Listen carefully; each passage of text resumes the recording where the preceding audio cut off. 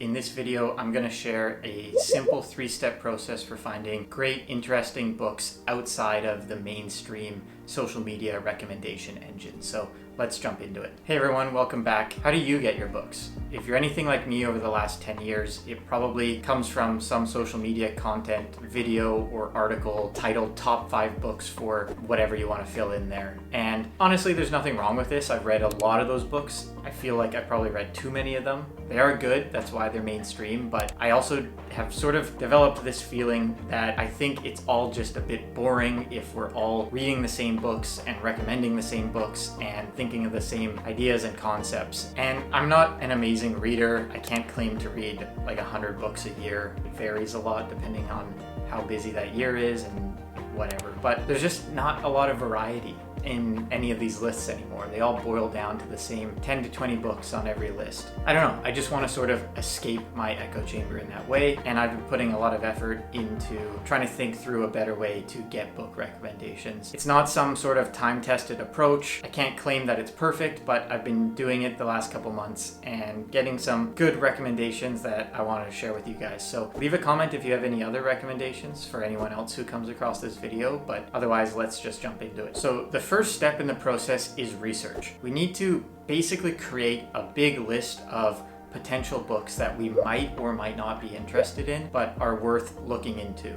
And this step sort of breaks down into, I think, two different types of people, the explorer and the scholar. So starting with the explorer, this is the person who doesn't really know what they want to read. They just know that they want to read different stuff and they're open to anything. In terms of resources, I think this person can go look at some award long lists. This is something that I didn't really realize existed until recently, or I think intuitively knew it existed but never really thought to look at. So there's like a ton of global writing awards for nonfiction or literature or journalism or whatever, and they don't just pick a winner every year. You know, they create a long list and then they make a short list out of that, and then from there they select the winner. And a lot of them actually publish the long list. So a lot of these are books that are really excellent books recognized by people in the industry, but that you may have not heard of or might come from a smaller publishing house or don't have the marketing budget behind them. So it's actually a really fun thing to look through. Read some of the descriptions, read about some of the authors you probably haven't heard of, but some of these are really cool. And I think if you're that explorer archetype that I mentioned, this is probably the best resource that you can look at. The other place you can look at are local bookstore staff picks. You can go to whatever your local bookstore is, go to the staff picks section and just look through some of those. And these people read more than you and I probably. So I'm sure the recommendations are good there, and they might be more relevant to you because people in the same area as you like those books. Now, if you're not the explorer type and you prefer to sort of deep dive into a topic or into a single idea that you have, then I think the scholar path is better for you. So this is more trying to find books that revolve around a topic or an idea that you have, and I have two different recommendations for this. The first is what I'm calling bibliography surfing,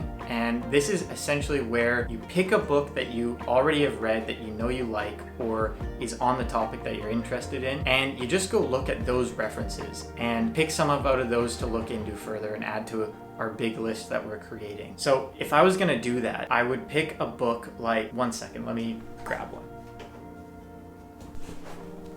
Okay, so this is The Denial of Death by Ernest Becker. It's a philosophy book on, honestly, I read it so many years ago now, but it's basically about the human fear of death and how that impacts so many of the decisions that we make consciously and mostly unconsciously. It's a pretty interesting book, but if I flip to the back, there are so many references that probably would be interesting if I wanted to explore this topic even further. Just to pick one, C.F.E. Becker, The Structure of Evil, page 400. That could be pretty interesting, maybe on the philosophy of evil, but it basically just means doing that. And then I think you can just keep doing that. I think a cool rule to maybe apply is like a one more step rule. So if I picked that book from here, I wouldn't pick that book. I would go into that book's bibliography and pick a book from there. And that way I'm getting another degree of separation from the original book, and it's all just sort of spicing things up a little bit. The second is to create like an AI generated reading list, and I find the more specific you can be, the better results you're going to get. So to give an example, I've been thinking recently a little bit about how protesters tend to just put me off their cause, even if I agree with what they're talking about. Like, the way some of them behave as unruly and aggressive makes me not want to support them, even if I agree with what they're doing, and if their cause justifies acting in that way because of how atrocious it is. And I find this conflict interesting, and I want to learn more about it. So I already created a prompt for this, so I'll put it up on the screen as well. But basically, I'm trying to explain as much of the idea as I can, and I'm trying to get the AI to work through its neural network and give me ideas sort of outside the ordinary of a topic. And I think also by asking it to think of the answer in terms of a syllabus, it's gonna draw from a bunch of different perspectives that sort of circle around the idea rather than be specifically on that idea. And I think that's important. So I'll ask it, and it tells me I'm great. Okay, and then exactly, it does what I expected. So it's basically telling me,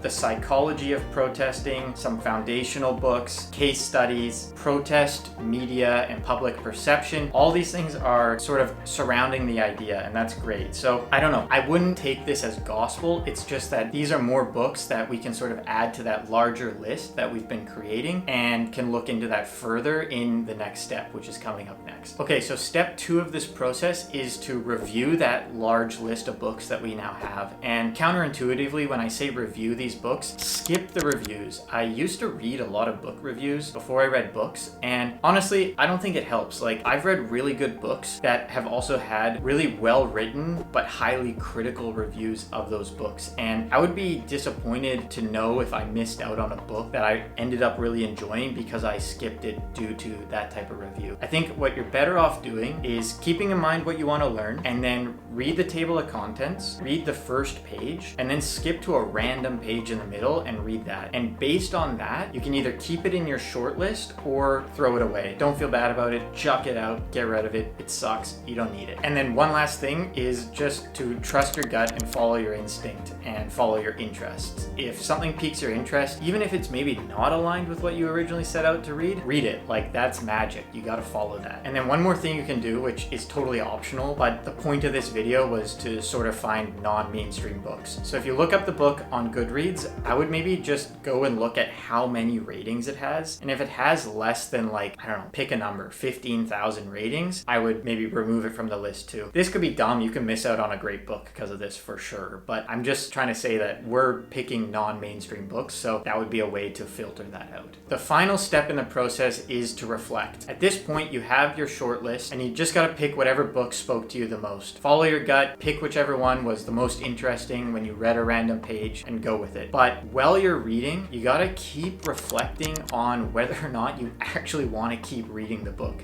And honestly, I'm pretty bad at this. I try to do it, but what I think I do is I reflect on if I want to keep reading it. And the answer is always yes. And then I keep it around for too long and I don't end up reading at all. And then I fall behind on all my reading goals, blah, blah, blah. Be honest. Ask yourself, do I want to keep reading this? Also, it's not, am I no longer interested in this topic? It's purely, do I want to keep reading this book? And I have to remind myself this all the time. Don't do that. Just, do you want to read it? Yes or no? If it's no, you have a short list of other books that you've already thought are pretty interesting and maybe worth giving a try. If you want a rule, there's a handy rule. I don't know who came up with it, but it's 100 pages minus your age. Read that many pages and then ask yourself if you want to continue. And then I think keep doing this every 100 pages. So I'm 29, 100 minus 29 is 71. So on page 71, I'm going to ask myself this, and then on page 171, I'm going to ask myself it again, and so on and so forth. And I actually used this whole process really recently before I went on vacation, because I've been thinking a lot about this idea of authenticity and what it means to live an authentic life and how technology affects that and how it's going to change in the future. And because of my work and because of my educational background, I always wrap my ideas in like an investment thesis package. I never like follow through on the investment, so don't do that, but that's just how I think. And so I used the AI method where I basically explained the entire investment thesis that I had and asked it to create a reading list, and it actually gave me like a really good list. I ended up adding a ton of them to my want to read list, and what I'm currently working on right now is The Ethics of Authenticity by Charles Taylor. I never heard of this book before, and it's absolutely blowing my mind. It's by far one of the best books I've read in a really long time.